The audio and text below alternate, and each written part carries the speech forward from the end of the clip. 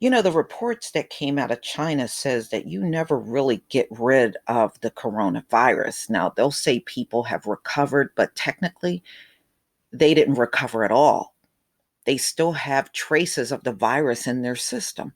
The Pope is sick, and they said he visited people that were quote unquote recovered from the coronavirus. This should tell y'all, even if a person is not showing symptoms, they still have this virus. I think what China said in this instance is true. And now you're seeing this all over again now in the state of Texas.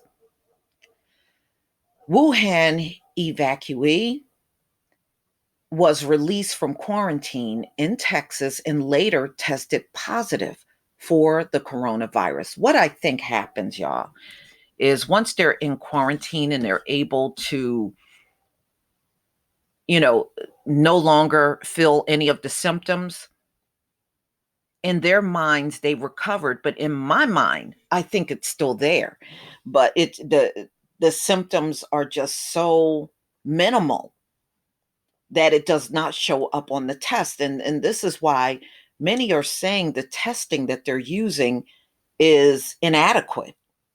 It is not detecting the coronavirus in people that really have it, but they're not feeling the symptoms.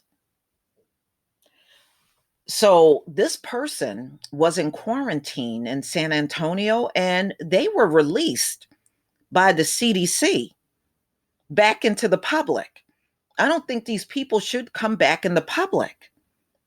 And if you are going to release them, they should be under some type of house quarantine and not be around a bunch of people. I mean, I'm sure they can come up with something, but just throwing them back out in the public and you don't know enough about this virus is a fatal mistake. So, since this person went around San Antonio, how many people did they have contact with? When they were released, just think about this. They probably went shopping, especially if they just came back from Wuhan. They went shopping, probably was around family members, friends, interacting with people just in general around them, neighbors, people that they're familiar with. So now this one individual probably infected others by now.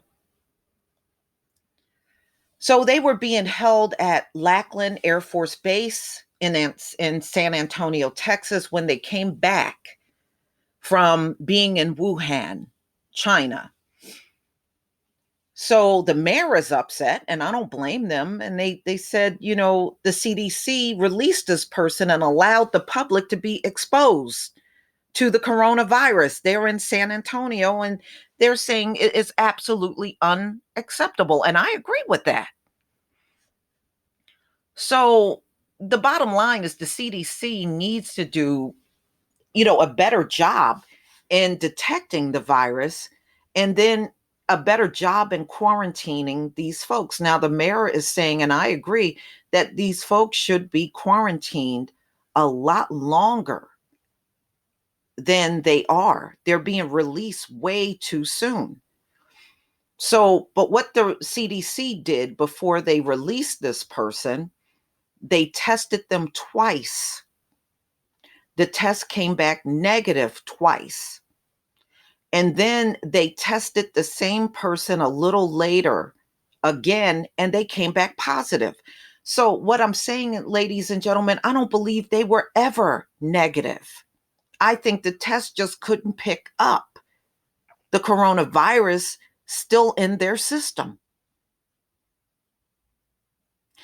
And I wonder what made the CDC go back and test this person one more time, a third time. And then the test showed they were positive. It doesn't say what made them go back and test this person again, but they did. So, um, so they're saying, do they need to perform additional tests? before letting these people go, yeah, they need to do a lot more than what they're doing now. Absolutely. So the mayor sent out a tweet very upset with the CDC and putting the accountability on the CDC for this person exposing people out in the public of the coronavirus from this one individual they had released. So they're pretty much saying the CDC exposing the public in San Antonio is unacceptable. However, the individual is not showing any symptoms according to local officials. So the person is testing positive, y'all, and they're not showing any symptoms. I wish they would have said in the article why they went back and tested this person a third time after they released him, but they're not saying why. Okay, so we hold the CDC accountable to providing complete transparency for the public. This situation is exactly what we have been asking for federal officials to accept the guidance of our medical community. As a federal quarantine period for Americans evacuated from the Diamond Princess cruise ship comes to an end Monday. So they're saying as of Monday, anybody that they took off of the cruise ship, they're letting them go. They're letting those people go. Now, here in my state, 3 people were on that cruise ship and they tested positive. But it's amazing if you go out and look in New Jersey coronavirus, it'll tell you that nobody here got the coronavirus, and that's false. 3 people do. And there's cases up in New York, Massachusetts, Rhode Island. And I pulled up an article this morning, Tampa Bay, down there in Florida, have 2 people that tested positive for the coronavirus. Y'all, within weeks, it's going to be people all up and down the East Coast with it. Make no mistake about it. Right now, they're saying most of the cases are on the West Coast, but trust me, the East Coast is is going to catch up real soon at the rate this thing is going. So the mayor, is expressing concerns. They're upset about the number of people that could have been infected down there in San Antonio. So San Antonio Metropolitan District spokeswoman Michelle Vigil said the person released by the CDC was one of 11 preemptive positive cases her department is monitoring. 9 of those people were evacuated from a cruise ship. 1 person was evacuated from Wuhan, and another was transferred from quarantine Miramar, California. All right. Diagnosing patients have been problematic. Yes. And that's been problematic, y'all, worldwide. The testing is very inadequate. I don't care what country you're in, it's inadequate. Early in the outbreak, the CDC issued guidance saying potential patients needed either to travel to China or have been in close contact with someone who visited in China before being tested. New criteria were issued after a patient from Northern California contracted the illness despite meeting neither prerequisite. So this person didn't come in contact with someone that traveled to China, and they don't know how they got it.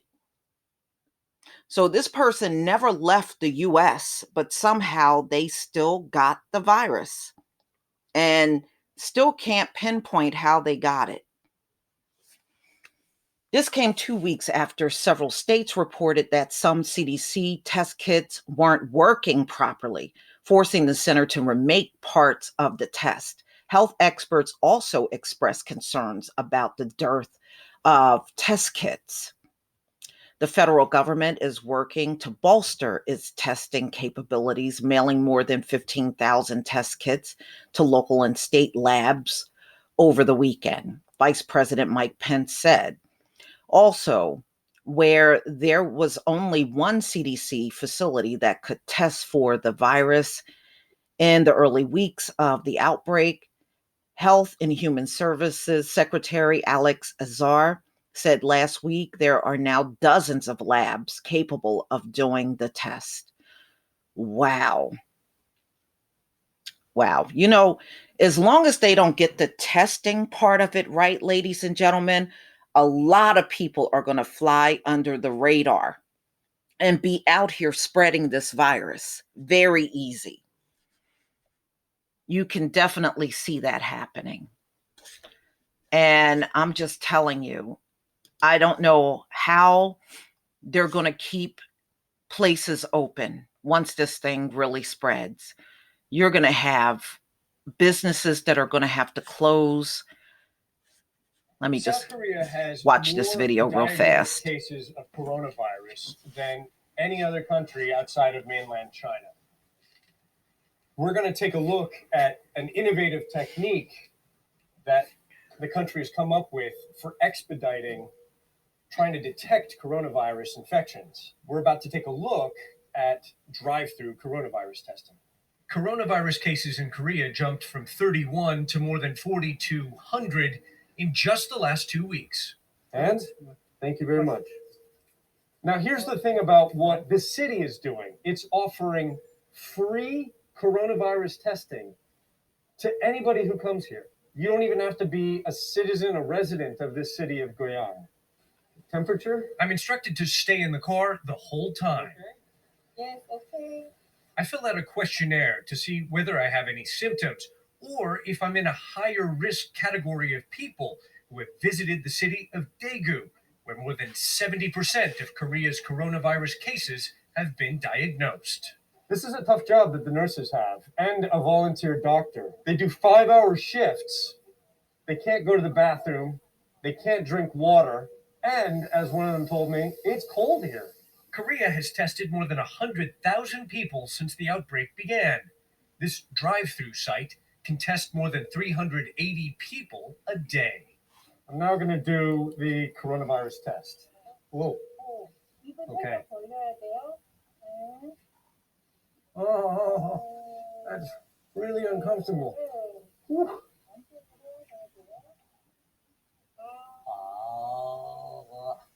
Okay, I finished the test. I do have to confess that they really have to stick the swab very far up your nose, which is pretty uncomfortable, but it's over in seconds. It'll be 2 to 3 days before I get the test results. I spoke with a doctor at a coronavirus crisis center, and he says that one of the best lessons that Korea has to offer other countries that are just beginning to deal with coronavirus are these drive-through test sites, because the authorities say you can process more people quicker, and it limits the exposure of the medical professionals themselves to patients who could be carrying the disease. Ivan Watson, CNN, in Goyang, South Korea. So there you go, ladies and gentlemen. South Korea is doing all of this, and they still have a horrible amount of cases there. So you can see everything that they're doing is right now, it's in vain. They're still getting this virus, and it's nothing. It's almost like there's nothing they can do. But back to here in the US, unfortunately, they have not perfected the test good enough where it is picking up the coronavirus in people that are showing no symptoms, which means everybody right now is at risk until they're able to do this. And it's no telling if they're ever going to be able to do this, y'all. It's no telling. It's just like the flu shot. You can get a flu shot and still get the flu. We saw that in the previous years that I did on the flu deaths in this country. Some of these people, they got their shots. Children had their shots and still died. And they were like, well, it was because the flu that came out, the flu shot was of a different flu than the flu that was out in the public. So it's a hit or miss whether they get those flu shots right. And in many cases, they don't. So, I hear all this talk about vaccines. I don't know. How do you get a vaccine when you can't even get the testing part of it right? I mean, at this point, would you trust any vaccine that came from this place? I wouldn't. But y'all, please tell me what you think. This is just crazy. And I hope everybody down there in Texas is safe. But wow, they are doing a lot of stupid things when it comes down to this virus. Please leave your comment and subscribe. Don't forget to hit on the notification bell, and I'll see you on the next video. Peace, family.